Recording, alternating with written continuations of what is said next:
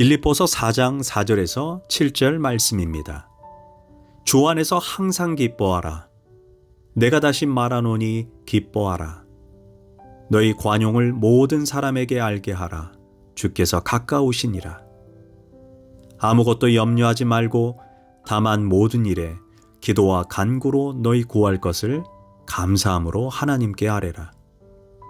그리하면 모든 지각에 뛰어난 하나님의 평강이 그리스도 예수 안에서 너희 마음과 생각을 지키시리라. 할렐루야, 오늘도 좋은 날입니다. 빌립보서 4장 4절에서 7절 말씀 묵상입니다. 오늘은 주님과 동행하라 라는 제목으로 말씀을 나누도록 하겠습니다.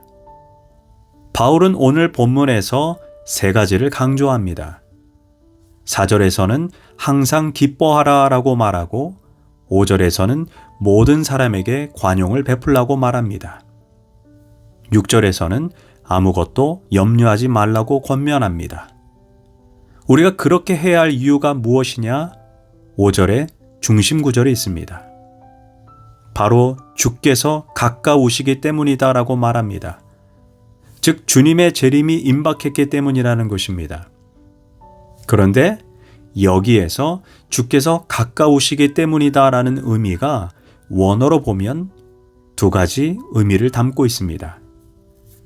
시간적으로 임박했다라는 의미도 있지만 공간적 의미로 현재 바로 내 옆에 계시다라는 의미도 있습니다. 그래서 항상 기뻐하라. 주님이 지금 너와 함께 계신다. 관용을 베풀라. 주님이 지금 너와 함께 계신다. 아무것도 염려하지 말라. 주님이 지금 너와 함께 계신다라고도 바꾸어 읽어도 됩니다. 그러니까 주님이 매일매일 우리의 삶에 임재하시며 함께 계신다는 사실을 믿는다면 어떻게 기뻐하지 않을 수 있고 어떻게 관용을 베풀지 않을 수 있으며 어떻게 걱정할 수 있겠냐는 것입니다. 그래서 바울은 첫째 이렇게 말하는 것입니다. 주님이 함께 하시기에 항상 기뻐할 수 있다라는 것입니다. 4절입니다. 주 안에서 항상 기뻐하라. 내가 다시 말하노니 기뻐하라. 중심구절 5절과 함께 보면 주 안에서 항상 기뻐하라. 주님이 지금 너와 함께 계신다가 됩니다. 여기에서 항상은 환경과 조건을 초월하여 범사에 기뻐하라는 의미입니다. 기뻐할 일이 생길 때 기뻐하는 것은 누구나 다 할 수 있습니다. 그런데 기뻐할 수 없는 상황 속에서도 기뻐하라는 것입니다. 지금 기뻐하라고 말하는 바울은 사실 어떤 상황 속에 있습니까? 감옥 안에서 자유가 박탈된 사람입니다.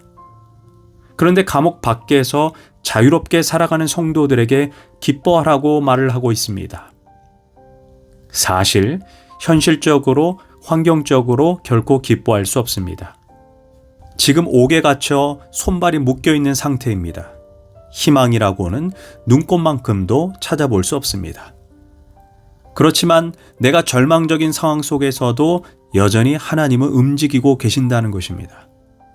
바울이 처음 로마 감옥에 갇히게 되었을 때 어느 정도 좌절했을 것입니다. 하나님, 걸어다니고 뛰어다녀도 부족한데 이렇게 손발을 묶어두시면 도대체 복음을 어떻게 전합니까? 그런데 이게 웬일입니까? 빌립보서 1장 13절을 보니 바울은 감옥에 갇히게 되므로 로마 감옥 안에 있는 모든 시위대와 감옥 안에서 일하는 사람들에게 복음을 전할 기회를 얻었다라고 말합니다. 여기에서 시위대는 로마 시민권을 가진 귀족 출신 군인들을 의미합니다. 바울은 로마를 종일 뛰어다녀도 만날 수 없는 영향력 있는 귀족 출신 군인들에게 감옥 안에서 뜻밖의 복음을 전할 기회가 생긴 것입니다. 결국 빌립보서 4장 22절에 나오는 황제들의 친척들인 가이사의 지방까지 복음을 전하게 된 놀라운 일이 발생한 것입니다. 바울이 끝이라고 시작한 시간에 하나님은 새로운 역사를 시작하신 것입니다. 그래서 바울은 내가 생각할 때 원하지 않는 방향으로 흘러가더라도 하나님이 함께 하시니 끝내는 모든 것이 합력하여 선을 이룬다는 것입니다. 그래서 주님 안에 있는 사람들은 항상 기뻐하라고 권면하는 것입니다.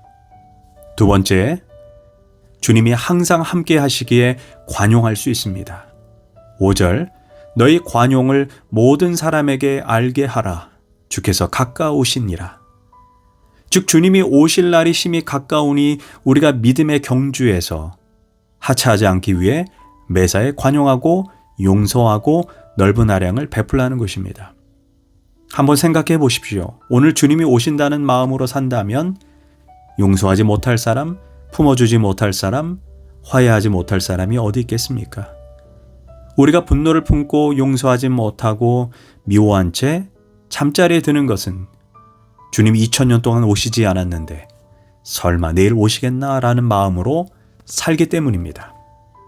그런데 주님이 내일 오시지 않아도 우리에게는 언제 찾아올지 모르는 개인의 죽음이 있습니다.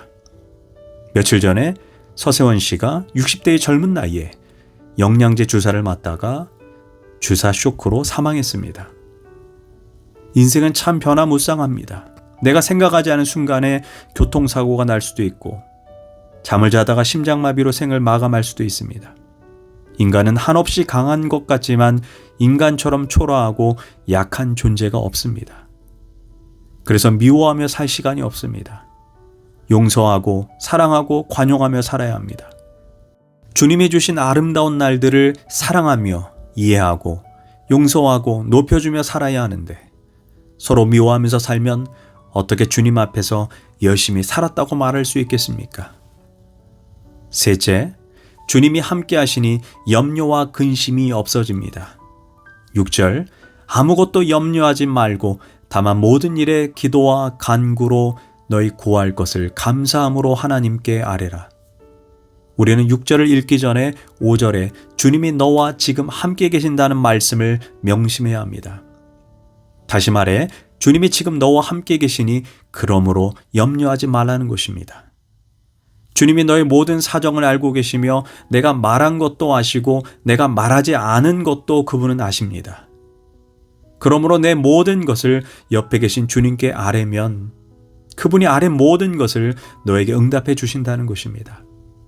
주님이 내 옆에 항상 계신다는 사실을 잊고 살기에 염려, 걱정, 근심이 찾아오는 것입니다. 그래서 우리는 주님 곁에 바짝 붙어 있어야 합니다. 염려를 가져다 주는 사탄의 끼어들 틈을 주지 말아야 합니다. 예수님과 나 사이에 틈이 생기면 사탄이 내 인생에 염려, 근심을 가져다 줍니다. 야고보서 4장 8절은 말합니다. 하나님을 가까이 하라. 그리하면 너희를 가까이 하시리라. 우리가 주님과 동행하면 자연스럽게 염려, 걱정, 근심이 사라집니다. 그러면 어떻게 해야 주님과 동행을 합니까? 주님과 동행하기 위해 지금 주님이 나와 함께 계신다는 사실을 믿어야 합니다. 오랫동안 신앙생활을 하신 분들은 주님이 함께 하신다는 개념이 관념처럼 구름 위에 둥둥 떠 있습니다. 내 삶에 염려와 근심이 없어지고 정말로 기쁨이 오려면 관념적으로 믿어서는 안 됩니다. 주님이 지금 내 옆에 계신다는 사실을 정확하게 믿어야 합니다. 지금 예수님이 부활 승천하셨는데 어떻게 내 옆에 계신 것을 믿을 수 있겠냐고 반문하실지 모르겠습니다.